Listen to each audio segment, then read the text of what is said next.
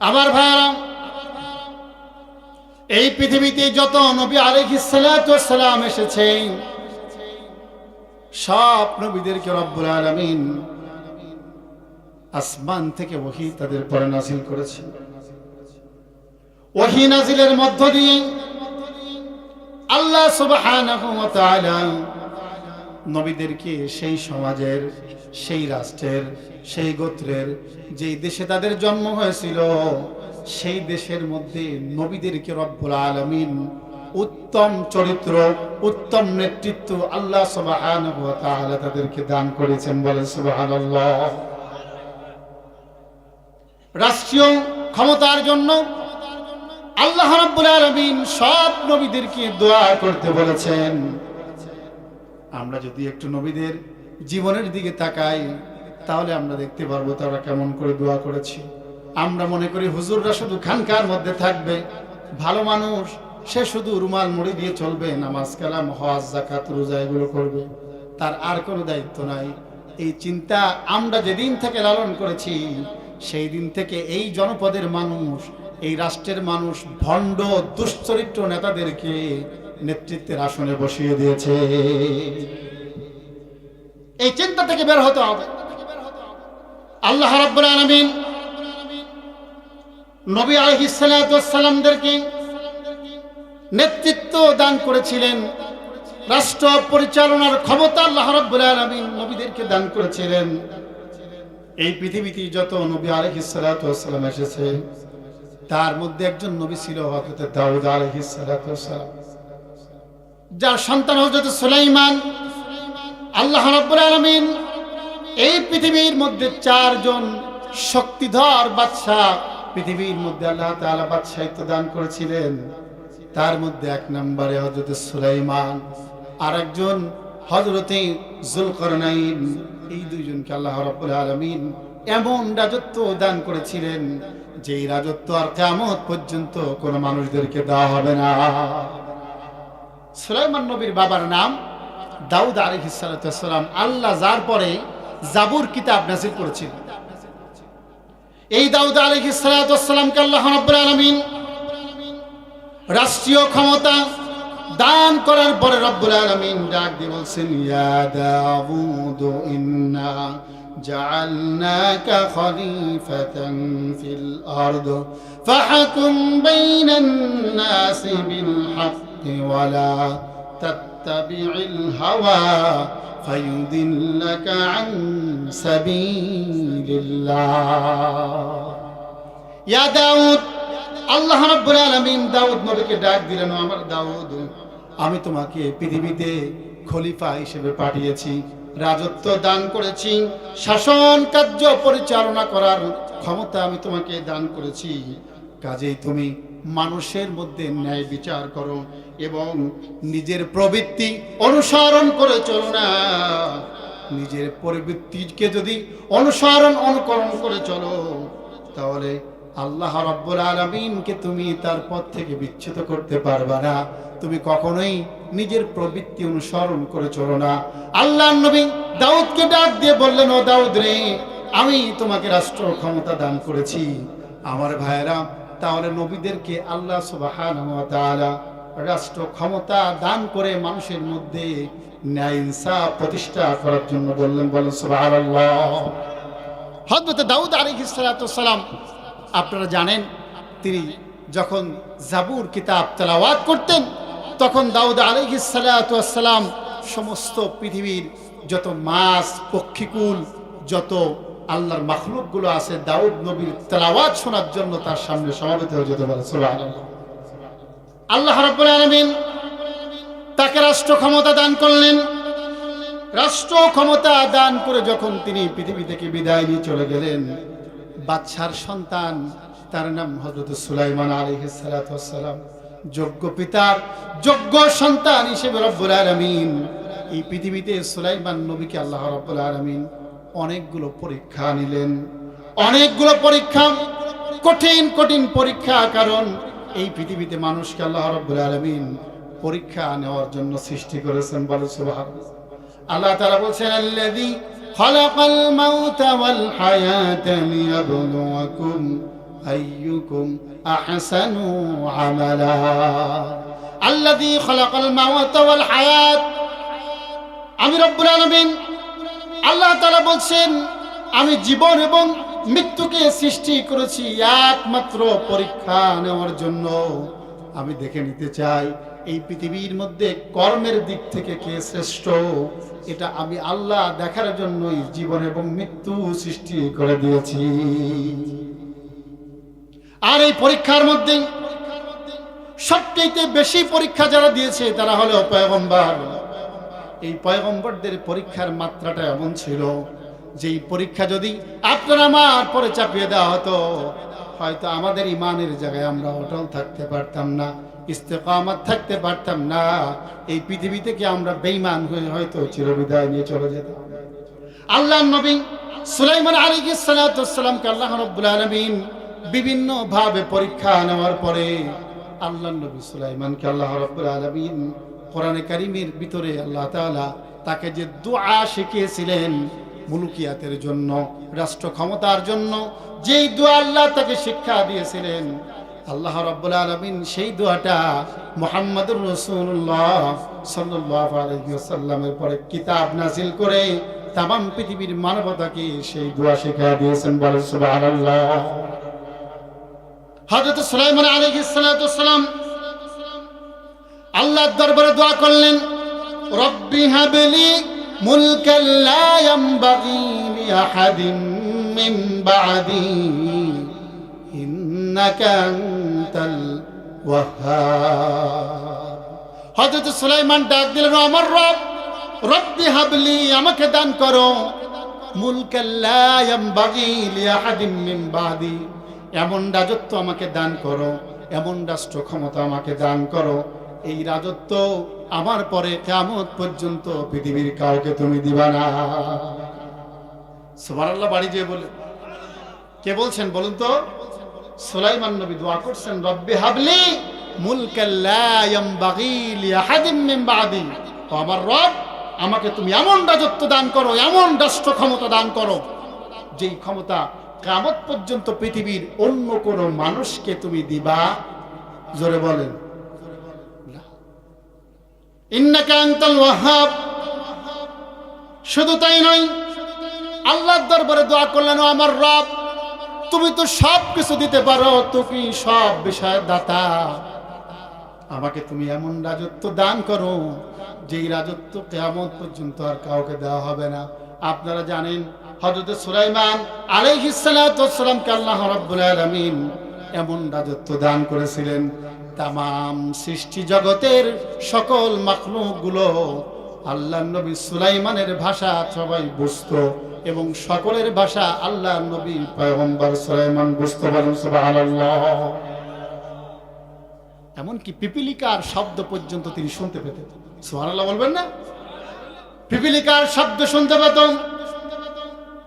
বড় বড় জিনগুলোকে, শয়তানগুলোকে সুলাইমান নবীর হস্তগত করে দিয়েছিলেন, হুকুমের গোলাম বানিয়েছিলেন। তিনি জিনদেরকে দিয়ে কাজ করাতেন, জিনদেরকে দিয়ে বড় বড় কাজ করানোর পরে আল্লাহর খলিলকে রব্বুল আলামিন সুলাইমানকে এই ক্ষমতা দান করলেন, আরো ক্ষমতা দিলেন আল্লাহ রব্বুল আলামিন। তদনীন্তন সময় গোটা পৃথিবীর মধ্যে যে এরোপ্লেন ছিল না, হেলিকপ্টার ছিল না, আকাশের মধ্যে ভেসে চলাফেরা করা কোনো যন্ত্র ছিল না, আল্লাহর পয়গম্বর সুলাইমানকে আল্লাহ রাব্বুল আলামিন এমন একটা তক্তি দান করলেন, যেই তক্তির পরে তিনি চড়ে বসে যদি বলতেন, তক্তিরে আমাকে নিয়ে যাও, এখন আমেরিকাতে নিয়ে যাও, সঙ্গে সঙ্গে তক্তি তাকে বাসায় আমেরিকায় নিয়ে যেতে বলে। সুবহানাল্লাহ। পৃথিবীর মধ্যে এই রাজত্ব আল্লাহর কাউকে দিবেন নাকি? জোরে বলেন, কেন দিবেন না? সুলাইমান নবী দোয়া করেছেন, রব্বি, ও আমার প্রতিপালক, হাবলি মুলকান লা ইয়ানবাগি লিআহাদিন মিন বাদি, আমাকে তুমি এমন রাজত্ব দান করো কিয়ামত পর্যন্ত যেই রাজত্বের মালিকানা এই পৃথিবীর মধ্যে আর কেউ কে দিবা না। লক্ষ্য করুন, রাষ্ট্র ক্ষমতার জন্য আল্লাহর দরবারে পয়গম্বররা যেমন দোয়া করেছেন, সেই পয়গম্বররা এখন তো নাই, কিন্তু গোটা পৃথিবীর মুসলিম উম্মতের পরে সেই আমানতদারিতা আছে না নাই? আমরাও রাতের আধারে আল্লাহর দরবারে চোখের পানি ছেড়ে দিয়ে দোয়া করব, আল্লাহ এই বাংলাদেশের রাজত্ব, বাংলাদেশের রাষ্ট্র ক্ষমতা, বাংলাদেশের সরকার তুমি এমন জনগণ দিয়ে বানায় দাও যে জনগণের হাতে দেশ এবং জাতি নিরাপদে থাকবে। দোয়া করা দরকার আছে না? রাষ্ট্র ক্ষমতার জন্য দোয়া করতে হবে। আমার ভাইরা, আল্লাহর পয়গম্বর ইব্রাহিম আলাইহিস সালাতু, সুলাইমান আলাইহিস সালাতু সালাম আল্লাহর দরবারে এভাবে দোয়া করলেন, আল্লাহ তাকে রাজত্ব দান করলেন। রাজত্ব দান করার পরে রব্বুল আলামিন তার পরীক্ষা নিলেন, কিন্তু এই রাজত্ব কিন্তু কিয়ামত পর্যন্ত টিকে থাকে। জোরে বলেন। একদিন তিনি চলে গেলেন, বাইতুল মাকদাসের কাজ করাচ্ছেন। বড় বড় জিনদেরকে ধরে নিয়ে যখন বাইতুল মাকদাসের কাজ তিনি করাচ্ছেন, ফিলিস্তিনের মধ্যে মসজিদে আকসা যেটাকে আমরা বলি, মসজিদে আকসার কাজ জিনেরা করতেছে। আল্লাহর পয়গম্বর সুলাইমান আলাইহিস সালাতু সালাম দূরে দাঁড়িয়ে দাঁড়িয়ে বাইতুল আকসার কাজ দেখতেছেন। মসজিদে আকসার কাজ দেখা অবস্থায় আল্লাহর পক্ষ থেকে পয়গম চলে আসলো। মালাকুল মউত এসে বলছেন, আল্লাহর পয়গম্বর সুলাইমান, আল্লাহ আপনাকে সালাম জানিয়েছেন, আর আপনার দিদার পাওয়ার জন্য আল্লাহ রাব্বুল আলামিন আপনাকে নিমন্ত্রণ পাঠিয়েছেন, আপনি আল্লাহর দরবারে দেখা করুন। মৃত্যু সমাগত।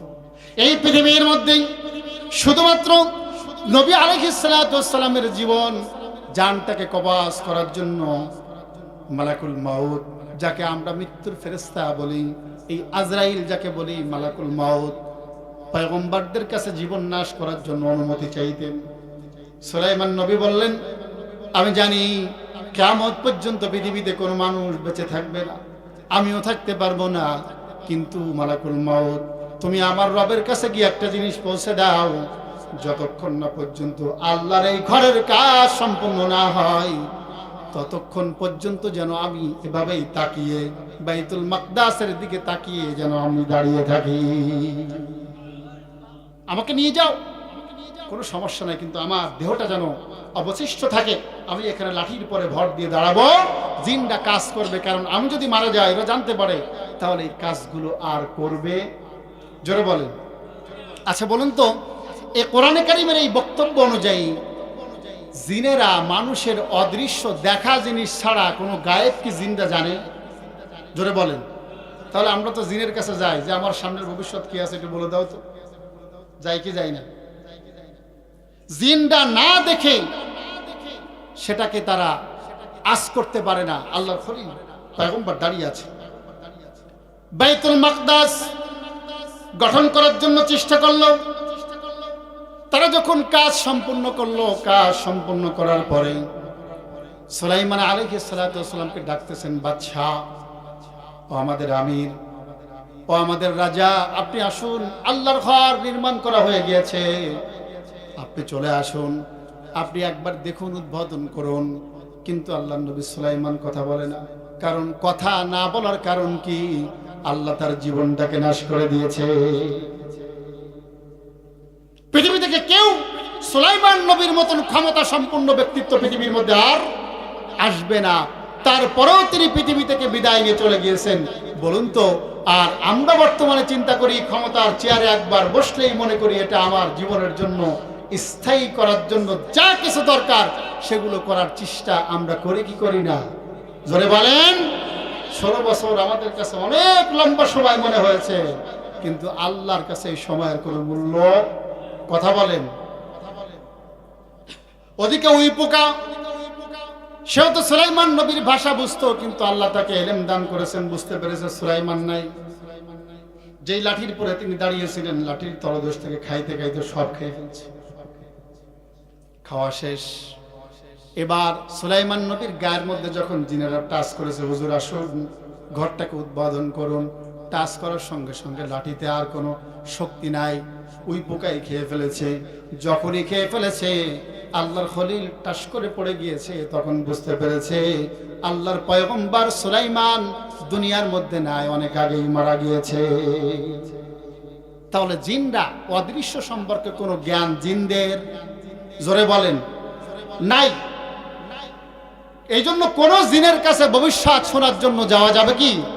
যদি যাই তাহলে ঈমান, জোরে বলেন, থাকবে না। সুলাইমান নবী বিদায় নিয়ে চলে গেলেন।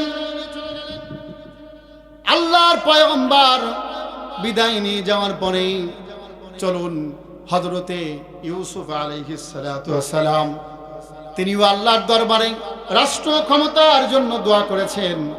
আপনারা জানেন হযরতে ইউসুফ জুলাইখা, অনেকেই ড্রামা সিরিয়াল আপনারা দেখেছেন। কোরআনে কারিমে সবচেয়ে উত্তম ঘটনা বলা হয়েছে আহসানাল কসাস বিমা আওহাইনা ইলাইকা হাদাল কোরআন। কোরআনে কারিমের মধ্যে হযরত ইউসুফ আলাইহিস সালাতু ওয়াস সালামের জীবনী সবচেয়ে উত্তম ঘটনা বলেছেন কে? জোরে বলুন আল্লাহ।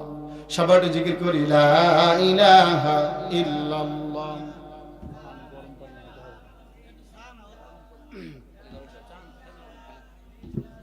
লা ইলাহা ইল্লাল্লাহ, লা ইলাহা ইল্লাল্লাহ মুহাম্মাদুর রাসূলুল্লাহ সাল্লাল্লাহু। আপনারা জানেন আল্লাহর পয়গম্বর ইউসুফ আলাইহিস সালাতু ওয়াস সালাম তদানীন্তন সময় আজিজে মিসর তাকে তার প্রেমের জালে ফাঁসানোর চেষ্টা করলো। 12টা দরজা বিশিষ্ট কামরার মধ্যে আল্লাহর পয়গম্বরকে আটকালেন। তার কুচরিত্রাত্ম কুপ্রস্তাব তাকে দিলেন। আল্লাহর পয়গম্বর ইউসুফ আলাইহিস সালাতু ওয়াস সালাম নির্জন কামরার মধ্যে, কেউ নাই। জুলাইখা তার সামনে প্রেম নিবেদন করছে। আল্লাহর পয়গম্বর ইউসুফ আলাইহিস সালাতু ওয়াস সালাম আল্লাহর কাছে সাহায্য প্রার্থনা করলেন, আল্লাহ আমাকে সাহায্য করুন। আল্লাহ রাব্বুল আলামিন তারপরে মেসেজ দিলেন, ও ইউসুফ তুমি সামনের পরে 12টা দরজা রয়েছে, তাতে কি হয়েছে? দৌড় দাও, দৌড় দাও। দৌড় যখন দিল, চোখ বন্ধ করে যখন আল্লাহর দরবারে দোয়া আছে, যখন সামনে দৌড় দিলেন, টাস টাস টাস টাস করে জুলাইখার কামরার 12টা দরজা খুলে গেল। বলেন সুবহানাল্লাহ। অনেক লম্বা ইতিহাস। তারপরেও আল্লাহর পয়গম্বর ইউসুফ আলাইহিস সালাতু ওয়াস সালামকে জেলখানার মধ্যে পাঠানো হলো। এই পৃথিবীর মধ্যে অসংখ্য ওলামা ইকরামদেরকে আমরা দেখেছি 16 বছরে জেল খেটেছেন।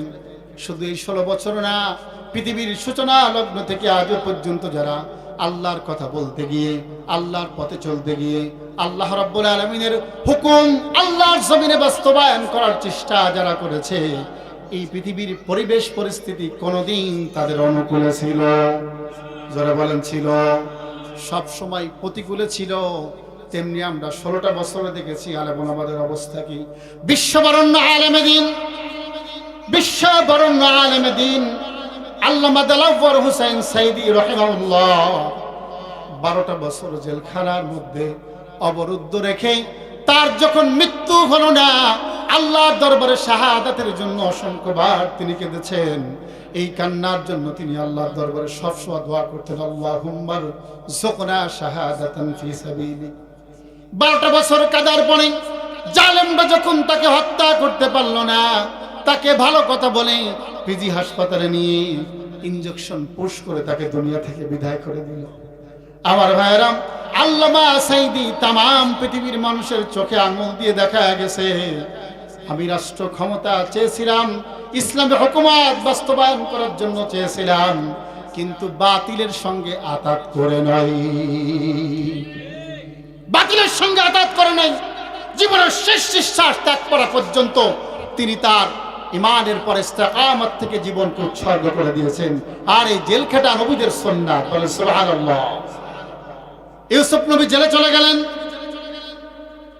জেল খাটার পরে যখন স্বপ্নের ব্যাখ্যা তিনি করেছিলেন, অনেক লম্বা কথা সংক্ষেপে বলছি, স্বপ্নের ব্যাখ্যা করলেন। তদানীন্তন সময় মিশরের বাদশার স্বপ্নের ব্যাখ্যা যখন করলেন, তখন মিশরের বাদশা বললেন, এই কয়েদিকে আমার দরবারে নিয়ে আসো।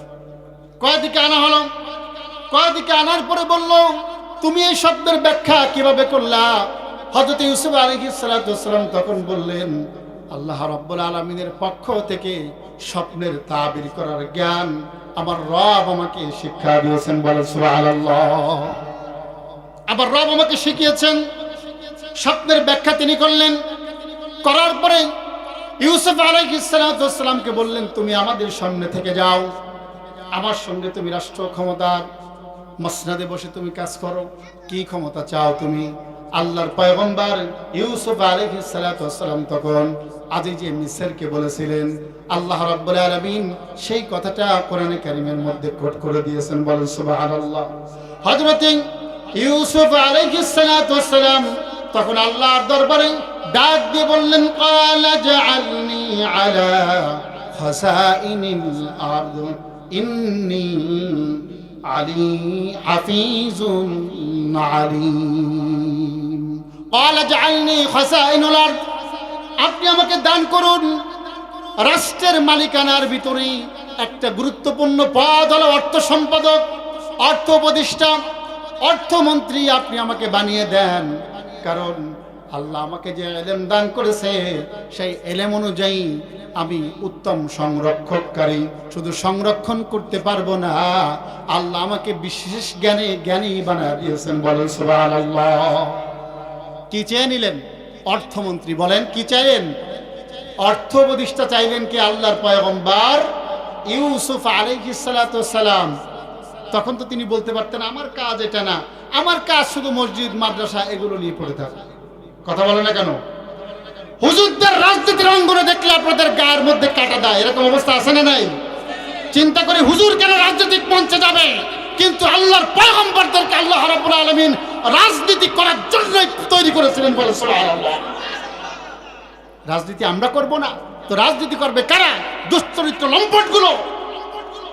কখনো না, যতক্ষণ না পর্যন্ত দুশ্চরিত্র মানুষদেরকে তাড়াতে না পারবো, বিতাড়িত করতে না পারবো, ততক্ষণ পর্যন্ত ইনসাফ প্রতিষ্ঠিত হবে না।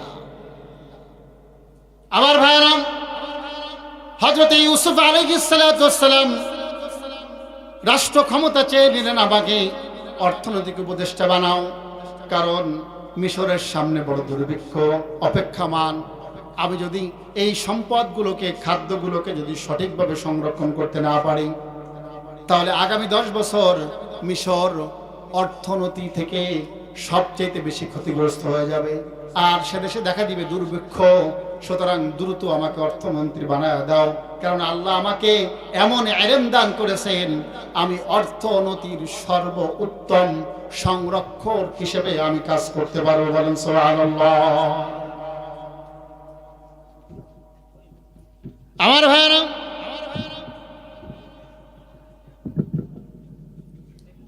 হযরত ইউসুফ আলাইহিস সালাম আল্লাহর দরবারে যখন দোয়া করলেন, তদানীন্তন সময়ের মিশরের বাদশাহ তাকে অর্থ মন্ত্রণালয়ের দায়িত্ব দিয়ে দিল। আর এর ফলশ্রুতিতে কি হলো? মিশরের বাদশাহ যখন দুর্ভিক্ষের কবলে সারা পৃথিবী পড়ে গেল, আল্লাহর পয়গম্বর এমন ভাবে সেই সময়ের খাদ্য গুদামগুলো সংরক্ষণ করেছিলেন, আমার রব সেই জ্ঞান তাকে দান করেছিল। তামাম পৃথিবী দুর্ভিক্ষের কবলে পড়লেও মিশরকে আমার আল্লাহ বিচক্ষণ একজন অর্থমন্ত্রীর জন্য আল্লাহর পয়গম্বরদের জন্য বাঁচিয়ে দিয়েছিলেন, বলেন সুবহানাল্লাহ। বিচক্ষণ নেতার দরকার আছে না নাই? জোরে বলেন।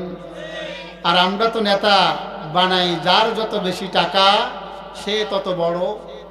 জোরে বলেন না কেন? যার যত বেশি টাকা সে তত বড়। এই কবছর আমরা দেখেছি। কিন্তু এর থেকে আমরা বের হয়ে আসতে চাই। আমরা গোটা বাংলাদেশকে জানান দিতে চাই, আমরা টাকা দেখে আর নেতা নির্বাচন করব। জোরে বলেন, টাকা দেখে আর নেতা নির্বাচন করব? আমরা নেতা নির্বাচন করব চরিত্রের উপরে ভিত্তি করে। যার চরিত্র যত বেশি উত্তম, যার জ্ঞান গরিমা ইলম যত বেশি, আমরা তাকে তত বড় আসনে সমাসীন করব। কথা বলেন, রাজি আছেন তো? এই নেতা বাছাই করতে হবে। যদি বাছাই না করতে পারি, আবার আমরা অন্ধকারের অমানিসার মধ্যে হারিয়ে যাব, কেউ আমাদেরকে টেনে তুলতে পারবে না। আবার ভাইরাম, এরপরে আসুন আল্লাহর পয়গম্বর হযরতে মূসা আলাইহিস সালাতু ওয়াস সালাম ফিরআউনের অত্যাচার থেকে আল্লাহ রাব্বুল আলামিন তাকে যখন মুক্ত করে দিলেন। এই কথা বলা যাবে না, এই বাবা রে, কথা বলা যাবে না, সামনে তাকাও। আমি আবার মসজিদেও যদি কেউ কথা বলে আমি কিন্তু কাউকে ছাড়ি না, সে যত বড় হোক না কেন। কোরআনের ময়দান চুপচাপ বসে থাকতে হবে, যদি ভালো না লাগে আস্তে উঠে চলে যেতে হবে, কিন্তু কোনো বিশৃঙ্খলা সৃষ্টি করা যাবে না। প্রিয় ভাইরা আমার, হযরত ইউসুফ আলাইহিস সালাতু ওয়াস সালামকে আল্লাহ তাআলা রাষ্ট্র ক্ষমতা দান করেছেন। তারপরে কি হয়েছে আমরা জানি। তিনি তদানীন্তন সময় আল্লাহ রাব্বুল আলামিন তাকে রাষ্ট্র ক্ষমতার সর্বোচ্চ আসনে আল্লাহ তাকে সমাসীন করেছিলেন, সুবহানাল্লাহ। আর যখন এরকম নেতা আমরা নির্বাচন করতে পারবো, তখন সমাজ থেকে অন্ধকার, অমানিসা, দুঃখ, দুর্দশা আমরা তখন দূর করতে পারবো, তাছাড়া পারবো। প্রিয় ভাইরা আমার, আল্লাহর পয়গম্বর হযরত মূসা আলাইহিস সালাতু ওয়াস সালাম তিনিও আল্লাহর দরবারে রাষ্ট্র ক্ষমতার জন্য দোয়া করেছেন। আল্লাহ যখন ফিরআউনের কবল থেকে তাকে বাঁচিয়ে দিল, তালুতের সঙ্গে যুদ্ধ করে আল্লাহ সুবহানাহু ওয়া তাআলা যখন মূসা নবীকে আল্লাহ রাব্বুল আলামিন রক্ষা করলেন, আপনার আমার পয়গম্বর মূসা কালিমুল্লাহ তখন আল্লাহর দরবারে দোয়া করলেন, রব্বানা আফরিগ আলাইনা সাবরান ওয়া সাব্বিত আকদামানা ওয়ানসুরনা আলাল কওমিল কাফিরিন। আল্লাহু আকবার। রব্বানা ওয়া আফরিগ আলাইনা সাবরান ওয়া সাব্বিত আকদামানা। ও আমার রব, আমাদেরকে তুমি ধৈর্যশীল বানায় দাও, ধৈর্যশীলদের সর্বোচ্চ মাকাম আমাকে দান করে দাও। শুধু তাই নয়, আমাকে তুমি দৃঢ় রাখো আর আমাকে তুমি সাহায্য করো। সাবরা ওয়া সাব্বিত আকদামানা ওয়ানসুরনা আলাল কওমিল কাফিরিন। কাফের সম্প্রদায়ের পরে আমাকে তুমি বিজয় দান করো। তার মানে তিনি বুঝাতে চাইলেন, ও আমার রব, আমাকে তুমি কাফের সম্প্রদায়ের পরে আমাকে তুমি বাদশাহিত্ব দান করো, রাষ্ট্র ক্ষমতা দান করো। বলেন সুবহানাল্লাহ। পয়গম্বররা দোয়া করলেন। এরপরে শুন, হযরতে মূসা আলাইহিস সালাতু ওয়াস সালাম দাওয়াতের কাজ করতে তার একটু সমস্যা সৃষ্টি হতো। জবানের মধ্যে একটু জড়তা ছিল। জড়তা কেন ছিল? লম্বা কথা। এই জন্য দাওয়াতের কাজ করতে গিয়ে তার একটু জবানের মধ্যে জড়তা ছিল। আল্লাহর দরবারে তিনি দোয়া করলেন, রব্বি শরহ লি সাদরি ওয়া ইয়াসসির লি আমরি ওয়া হালুল উকদাতাম মিন লিসানি ইয়াফকাহু কওলি।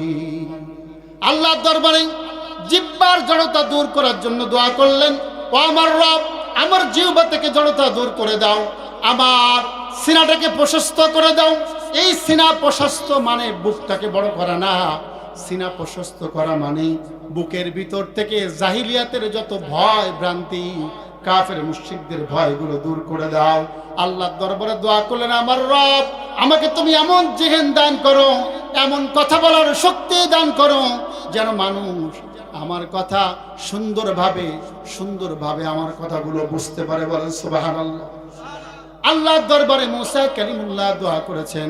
শুধু দোয়া করেন নাই, আবার তিনি বললেন, আমার রব, আমার পরিবারের মধ্যে থেকে আমার ভাই হারুনকে তুমি আমার সঙ্গে ইসলাম প্রচারক হিসেবে, তাওরাতের প্রচারক হিসেবে আল্লাহ তুমি তাকে আমার সহযোগী বানায় দাও। মূসা কালিমুল্লাহ দোয়া করলেন।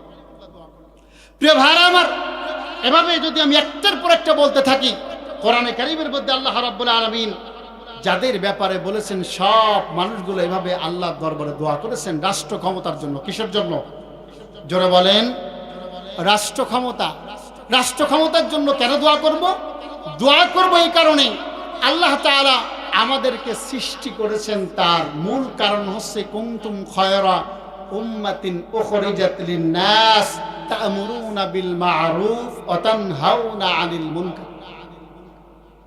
এই পৃথিবীর মধ্যে আমাদেরকে আল্লাহ রাব্বুল আলামিন পাঠানোর সুনির্দিষ্ট উদ্দেশ্য হলো মানবতার কল্যাণের জন্য আমাদেরকে উত্তম জাতি হিসেবে আবির্ভাব ঘটিয়েছেন। শুধু তাই নয়, আমাদের কাজ দিয়েছেন দুইটা। এক নম্বর কাজ তা'মুরুনা বিল মা'রুফ, সৎ কাজের আদেশ দিতে হবে, ওয়া তানহাউনা আনিল মুনকার, অসৎ কাজের নিষেধ প্রদান করতে হবে। এখন বলুন তো, একজন মসজিদের ইমাম কখনো সৎ কাজের আদেশ দিতে পারে নাকি? জোরে বলেন, নিষেধ করতে পারে নাকি? পারে না। কি পারে? যত বড় পীর হোক না কেন, যত বড় মুফতি হোক না কেন, সে এটা করতে পারে, মানুষের গায়ে হাত বোলাতে পারে, ভাই এই কাজটা করো না। কথা বলে না কেন? এটা করো, আল্লাহ এটা করতে বলেছেন, এটা করতে নিষেধ করেছেন, এই কাজগুলো করো। কিন্তু বলে না, বলতে পারে না এই কাজ তোমাকে করতেই হবে, না করলে সাজা আছে, বলতে পারে নাকি? কথা বলে না কেন? এই কাজ করতে পারে কারা? এই কাজ করতে পারে একজন চেয়ারম্যান, একজন জনপ্রতিনিধি, একজন এমপি, একজন ডিসি, একজন এসপি, একজন মন্ত্রী, একজন সচিব, একজন প্রধানমন্ত্রী। এই কাজগুলো যে কোনো সময় ফরমান জারি করে তারা যে কোনো আইন প্রণয়ন করতে পারে, সৎ কাজের আদেশ তারা দিতে পারে, অসৎ কাজ থেকে নিষেধ তারা করতে পারে। জোরে বলেন, পারে। কিন্তু সাধারণ বড় বড় যত বড় আলেম হয় না কেন, কখনোই সৎ কাজের আদেশ দেওয়া যায় না। এই জন্য আমাদেরকে নেতৃত্বের আসনে যাওয়ার জন্য আল্লাহর দরবারে দোয়া করতে হবে এবং চেষ্টা করতে হবে। কথা বলেন, পারবো তো? চলে আসুন হযরতে সর্বশেষ পয়গম্বর মুহাম্মদুর রাসূলুল্লাহ সাল্লাল্লাহু আলাইহি ওয়াসাল্লাম, তিনিও রাষ্ট্র ক্ষমতার জন্য দোয়া করেছেন। মাক্কি জীবন 13টি বছরের জীবন। 13 বছরের জীবনে মুহাম্মদুর রাসূলুল্লাহ সাল্লাল্লাহু আলাইহি ওয়াসাল্লাম কতটা নির্যাতিত ছিলেন, নিপীড়িত ছিলেন, নিষ্পেষিত ছিলেন। তারপরে স্টিম রোলার চালানো হয়েছে। মুহাম্মদ সাল্লাল্লাহু আলাইহি ওয়াসাল্লামের পরে যখন নামাজ ফরজ হলো, মেরাজের বছর নামাজ ফরজ হওয়ার পরে আপনার আমার নবী মুহাম্মদুর রাসূলুল্লাহ সাল্লাল্লাহু আলাইহি ওয়াসাল্লাম সব সময় তার কলিজার মধ্যে কাঁদতো, খানায়ে কাবার মধ্যে গিয়ে আমি একটু একবার দরজাটা খুলে তার মধ্যে গিয়ে একটা সিজদা দিব আমার রবকে। আমার ভাইরা, মুহাম্মদুর রাসূলুল্লাহ সাল্লাল্লাহু আলাইহি ওয়াসাল্লাম যদিও যাওয়ার ইচ্ছা পোষণ করতেন, কিন্তু চাবি তার কাছে ছিল না। চাবি ছিল অন্য একজন ব্যক্তির কাছে। মুহাম্মদ সাল্লাল্লাহু আলাইহি ওয়াসাল্লাম একবার সেই ব্যক্তির কাছে গিয়ে বলছেন, ভাই আমাকে একটু খানায় কাবার চাবিটা দাও, আমি কাবার মধ্যে প্রবেশ করব আর আমার রবের জন্য আমি 2 রাকাত নামাজ আদায় করব। তিনি ডাক দিয়ে বললেন, মুহাম্মদ তোমাকে চাবি দেওয়া যাবে না, কারণ তোমাকে যদি চাবি দিই আমাদেরকে ছাড়বে না। আবু জাহেল, উতবা, শাইবা, ওয়ালিদ বিন মুগীরা প্রমুখ যত কাফেররা আছে, রাষ্ট্র ক্ষমতায় যারা বসে আছে, তারা আমাদেরকে ছাড়বে না। মুহাম্মদ তোমাকে চাবি দেওয়া যাবে না। আল্লাহর হাবিব তাকে ডাক দিয়ে বললেন, ভাই তুমি তো আমাকে চাবি দিলে না, কিন্তু তোমাকে আমি একটা সুসংবাদ দিয়ে শুনে নাও, যে চাবি আজকে তুমি আমাকে দিলে না, আমার রব অচিরেই এই চাবির ক্ষমতা আমাকেই দান করবে। এই চাবির রক্ষক আল্লাহ আমাকে বানিয়ে দিবে। এ কথা বলে যখন বিশ্বনবী যখন পিছন ফিরে চলে আসতেছেন, তখন পিছন দিয়ে ডাক দিলেন, ডাক দিয়ে বলছে, মুহাম্মদ আমারও মন চায় তোমাকে চাবিটা দিই। লক্ষ্য করুন, আমারও মন চায় তোমাকে চাবিটা দিই, কিন্তু দিতে পারি না ওদের ভয়ে, সুতরাং তুমি চাবি দিয়ে চলে যাও।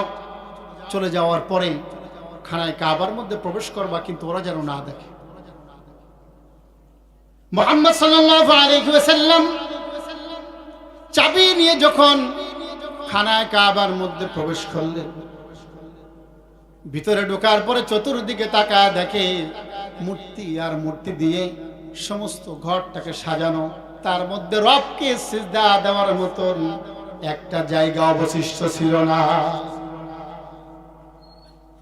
আল্লাহর হাবিবের প্রচন্ড রাগ হলো। রাগে কটমট কটমট করতেছে। যেমন আমরা গত 16 বছর সব জায়গায় মূর্তি প্রতিষ্ঠা করার জন্য তারা কতটা না চেষ্টা করেছে, কথা বলে না, রাগ হতো, ময়দানে ময়দানে আমরা চিল্লাইছি, আলেম ওলামাদেরকে মূর্তির বিপক্ষে কথা বলার জন্য জেলখানার মধ্যে ঢুকিয়েছে, কথা বলেন। রাসূলুল্লাহর রাগ হলো, প্রচন্ড রাগে কটমট করতেছেন। বিশ্বনবী যখন মূর্তির গায়ে হাত দিতে যাবেন, জিবরিল আমিন এসে হাতটা ধরে বসে বললেন, ইয়া রাসূলুল্লাহ, হাত দিবেন না, কোন মূর্তির গায়ে হাত দিবেন না, কারণ এখন রাষ্ট্র ক্ষমতা আপনার কাছে নাই। যদি মূর্তির গায়ের মধ্যে হাত দেন আপনি সহ্য করতে পারবেন না, কারণ ক্ষমতাধর তারা। সুতরাং এখন মূর্তির গায়ে হাত দেওয়ার দরকার নাই। এমন একটা সময় আসবে সব মূর্তিগুলো পাড়িয়ে পাড়িয়ে মাটির সঙ্গে মিশিয়ে দিবেন, কিন্তু তারা কিচ্ছু করতে পারবে না। আপনি দোয়া করুন আল্লাহর দরবারে, রাষ্ট্র ক্ষমতার জন্য দোয়া করুন। আল্লাহ রাব্বুল আলামিন বিশ্ব নবীর পরে আয়াতে কারিমা নাযিল করে দিলেন। আল্লাহর হাবিবকে দোয়া শেখালেন, রব্বি আদখিলনি মুদখালা সিদকিন ওয়া আখরিজনি মুখরাজা সিদকিন ওয়াজআলনি মিন লাদুনকা সুলতানান নাসীরা। রব্বি আদখিলনি মুদখালা সিদক ওয়া আখরিজনি মুখরাজা সিদক। ও আমার রব, আমাকে সত্য সহকারে বের করো, সত্যের সঙ্গে প্রবেশ করাও। ওয়াজআলনি, আর আমাকে দান করো, মিন লাদুনকা সুলতানান নাসীরা।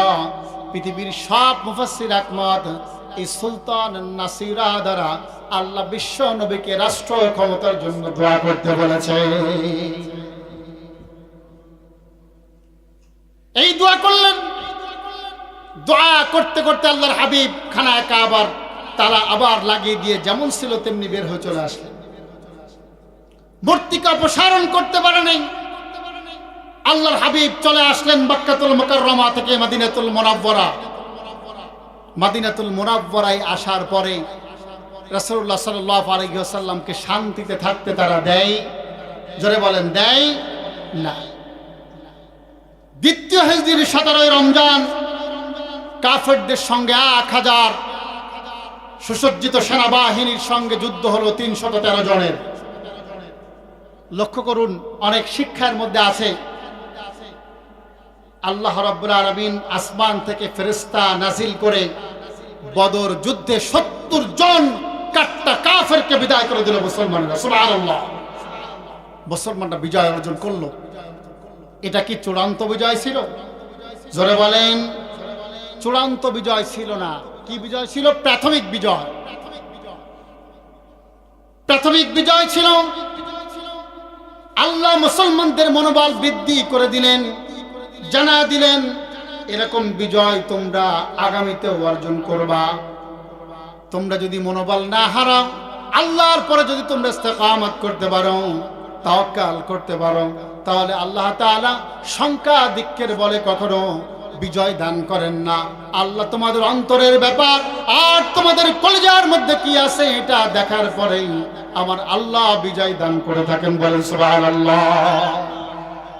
বিজয় হয়ে গেল, প্রাথমিক বিজয়। তারপরে খন্দকের যুদ্ধ, উহুদের যুদ্ধের পরে খন্দক, খন্দকের পরে একটার পর একটা যুদ্ধ করার পরে 10ম হিজরিতে রাসূলুল্লাহ সাল্লাল্লাহু আলাইহি ওয়াসাল্লাম বিজয়ের বেশে মদিনাতুল মুনাওয়ারা থেকে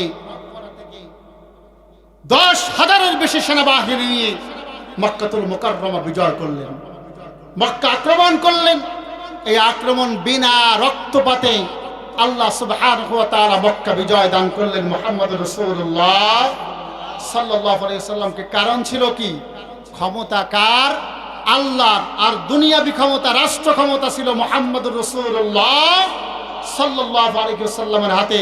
এজন্য খুব বেশি দেরি হয় নাই, মাত্র 10 বছরের মাথায়, 8 বছরের মাথায় আল্লাহ রাব্বুল আলামিন বিজয় দান করে দিলেন। বলেন সুবহানাল্লাহ। রাষ্ট্র ক্ষমতার দরকার আছে না নাই? আল্লাহর হাবিব বিজয়ী ভেসে মক্কাতুল মুকাররমায় যখন প্রবেশ করলেন, রাসূলুল্লাহ চোখের পানি ধরে রাখতে পারলেন না।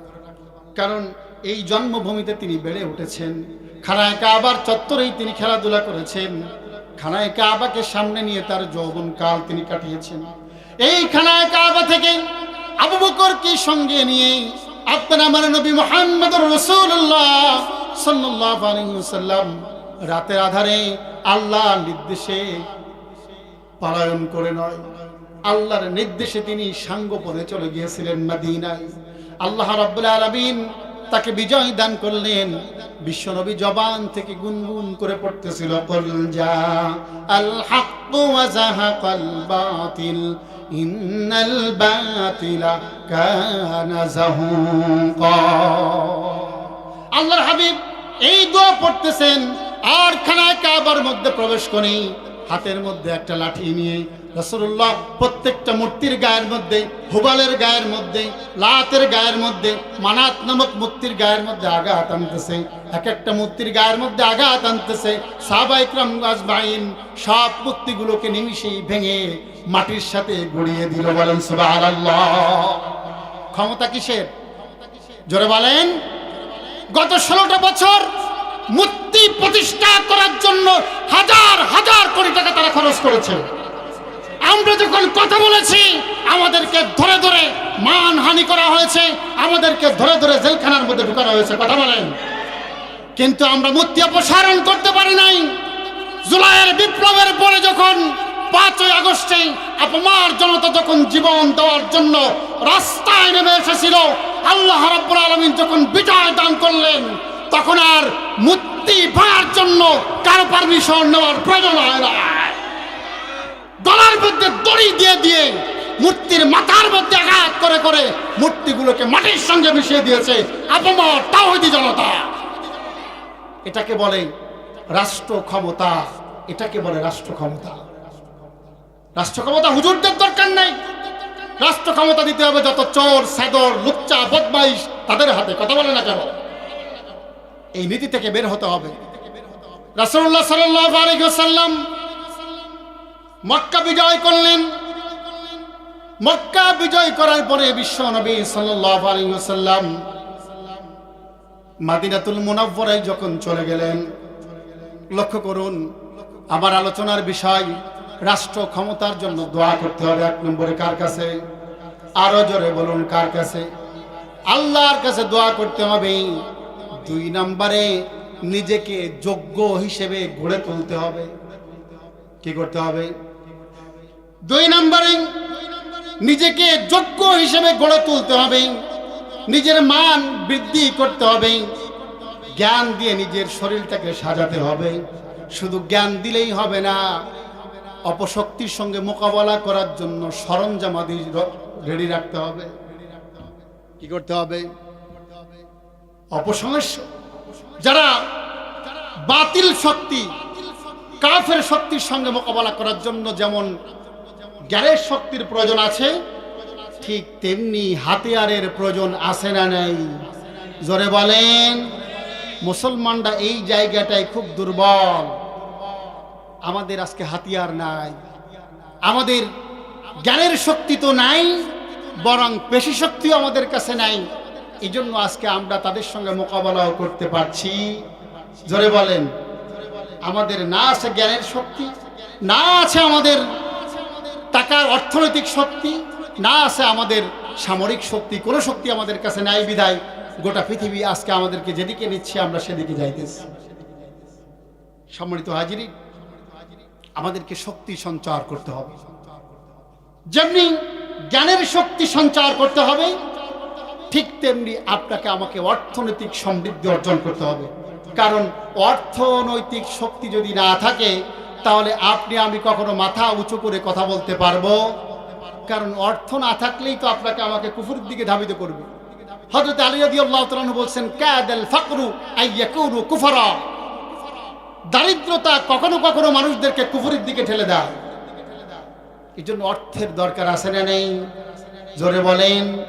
জ্ঞানের শক্তির দরকার আছে না নেই? আছে। তেমনি আমাদের দরকার আছে কি? আমাদের দরকার আছে সামরিক শক্তি, অস্ত্রের শক্তি, শারীরিক শক্তি, পেশি শক্তির দরকার আছে না নেই? আল্লাহ রাব্বুল আলামিন গোটা পৃথিবীর মুসলমানদেরকে প্রস্তুত থাকতে বলেছেন। লক্ষ্য করুন, বদরের নামক যুদ্ধের ঝঞ্ঝা যখন বেজে যায়, আল্লাহর হাবিবের কাছে তখন দোয়া করা ছাড়া কিচ্ছু ছিল না। রাসূলুল্লাহ সাহাবাজবানদেরকে ডাক দিয়ে বললেন, ও আমার সাথীরা, মক্কাতুল মুকাররমা থেকে 1000 সুসজ্জিত সেনাবাহিনী নিয়ে কাফেররা মদিনা আক্রমণ করার জন্য আসতেছে, মুসলমানদের সঙ্গে মোকাবেলা করবে বদর নামক কুয়ার পাশে। তোমাদের কাছে যার যে শক্তি আছে তোমরা মোকাবেলা করার জন্য রেডি হয়ে যাও। আবার ভাইরা, মুহাম্মদুর রাসূলুল্লাহ সাল্লাল্লাহু আলাইহি ওয়াসাল্লামের কথা শুনে সেই দিন মুহাজির এবং আনসার সাহাবীরা যার যা কিছু আছে সব নিয়ে সেদিন দাঁড়িয়ে গিয়েছিল বিশ্ব নবীর সঙ্গে মোকাবেলা করার জন্য। লক্ষ্য করুন, আল্লাহর হাবিব 313 জন মর্দ মুজাহিদ সাহাবীদেরকে নিয়ে আল্লাহর হাবিব 17ই রমজান নয় 16ই রমজান দিবাগত রাত বদর প্রান্তরে পৌঁছে যায়।